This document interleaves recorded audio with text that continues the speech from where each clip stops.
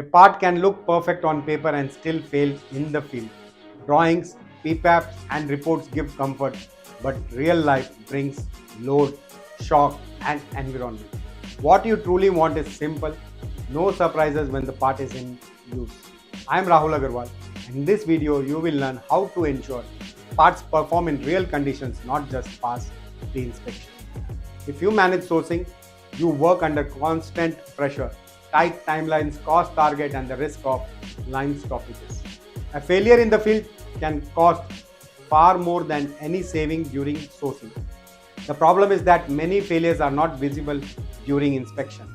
Drawings define dimensions, but now not how the parts behave under stress. Material certificates confirm the grade but not microstructure or fatigue strength. A perfect sample may not reflect real production where tool wear, heat treatment variation and handling affect quality. Small details like a sharp fillet, slight decarburization or uneven quenching can reduce performance significantly. These are often missed early and only discovered after failure. So, how do you ensure that a part performs reliably in the field, not just on paper? Focus on process and function, not just specifications. Start by understanding how the part will be used, load, environment, and failure risk. Identify the few critical features that truly affect performance.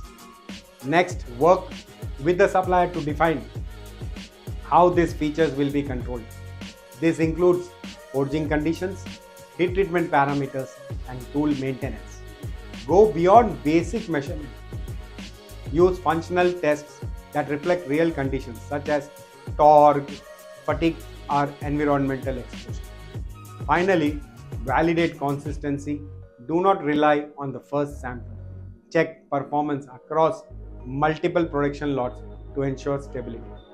In one case, a component passed all inspections but failed in the field due to a small change in fillet geometry and slight decarburization. By tightening process control and adding functional testing, the issue was resolved without major die changes. Do not aim for paper perfection, aim for field performance.